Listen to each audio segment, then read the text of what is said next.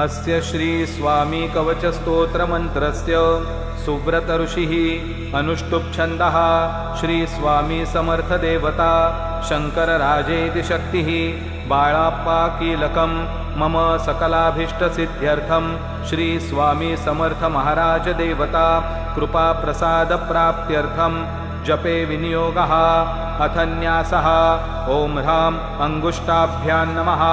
ओम ह्रीं तर्जनीभ्यां नमः ओम ह्रूं मध्यमाभ्यां नमः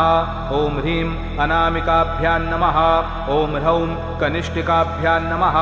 ओम ह्रः करतलकरपृष्ठाभ्यां नमः ओम ह्रां हृदयाय नमः ओम ह्रीं शिरसे स्वाहा ओम ह्रूं शिखायै वौषट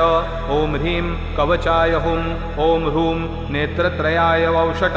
ओम ह्रः अस्त्राय पट अथ ध्यानं भूम